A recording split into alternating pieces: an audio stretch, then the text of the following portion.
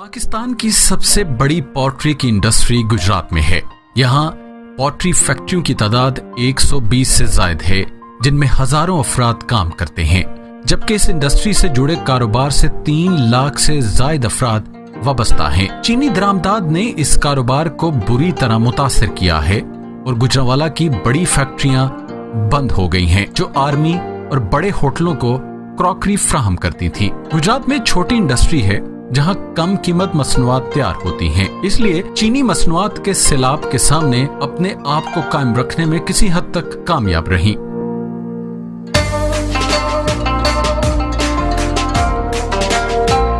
इन फैक्ट्रियों में कप, मग, कप सासर, प्लेटें तैयार होती हैं, जो पूरे मुल्क की जरूरियात पूरी करने के अलावा अफगानिस्तान भी बरामद की जाती हैं। खाम माल में अर्दनवेयर, स्टोनवेयर, व्हाइट स्टोन और सेमी पोर्सलीन इस्तेमाल होता है। क्वार्ट्ज स्टोन पेशावर और मंगोरा की कानों से निकलकर पहुंचता है। फेल्डस्टर स्टोन सिंध में नवाकोट और खैबर पख्तूनख्वा में सवात, हजारा और मानसेरा से आता है। चीनी क्ले चीन से दरामद की जाती है और दूसरे खाम माल के साथ मिक्स करके इस्तेमाल की जाती है। गुजरात में पोल्ट्री कारोबार की तारीख बहुत पुरानी है। पुराने वक्तों में मट्टी को एक पहिए पर, जिसे चक कहते हैं, के ऊपर बनी महसूस जगह पर रखकर हाथ से घुमाया जाता और दोनों हाथों से इस तरह तराशा जाता कि एक खूबसूरत बर्तन बन जाता।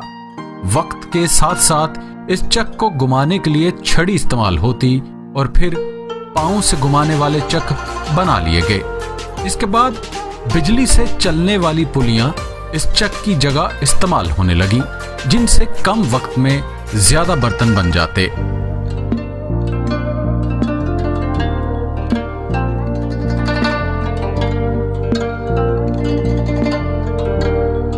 पहले लाल मट्टी के बर्तन बना करते थे, जो अब भी बन रहे हैं। अब इनका मरकज लाला मुसा बन चुका है। इन बर्तनों में ज्यादातर मट्टी के प्याले, ग्लास, गमले वगैरह बनते और अब तो वाटर कूलर भी तैयार किए जाते हैं। अब आइए देखते हैं हमारे बर्तन किन मराहल से गुजरकर हम तक पहुंचते हैं। सबसे पहले खाम माल।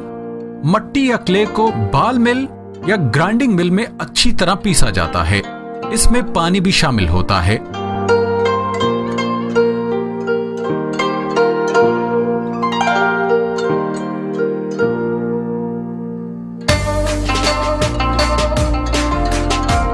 इसके बाद पानी निकालने का मरहला फिल्टर प्रेस के जरिए होता है।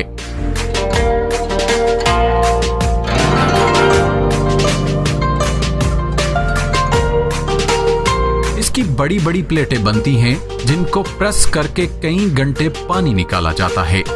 इन प्लेटों से नमी और हवा बिल्कुल खत्म करने के लिए पग मिल या डी एयरिंग मशीन में डाला जाता है। लीजिए, अपनी शक्लों में डलने के लिए क्ले तैयार है। इन्हें अपने अपने सांचों में डालकर कच्ची प्रोडक्ट तैयार की जाती है।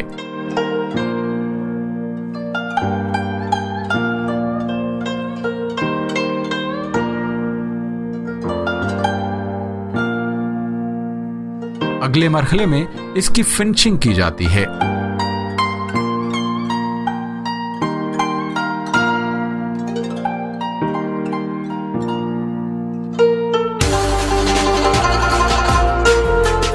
कप के साथ हैंडल लगाने के लिए बड़ी महारत दरकार है। इसके कारीगर भी कम मिलते हैं।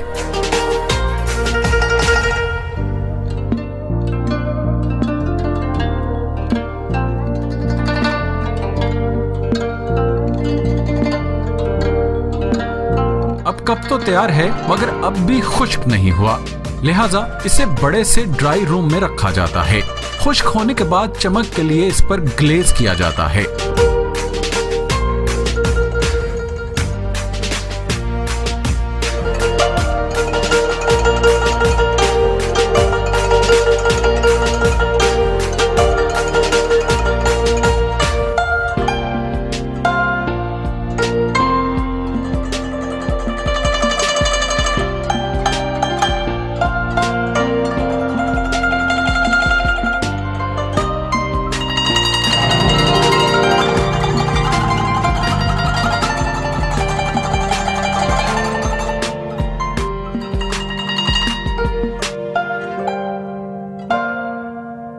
अब है दहकता हुआ मरहला। 1000 से 1200 डिग्री सेंटीग्रेड के दर्जा हरारत की दहकती हुई क्लिन में रखा जाता है।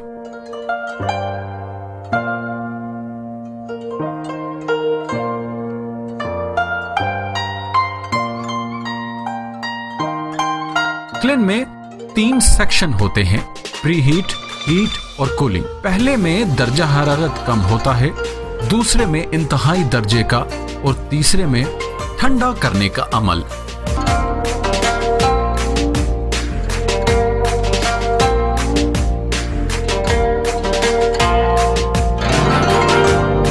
क्लिन से निकलकर प्रोडक्ट पर प्रिंटिंग होती है और कंपनी का टैग लगाया जाता है।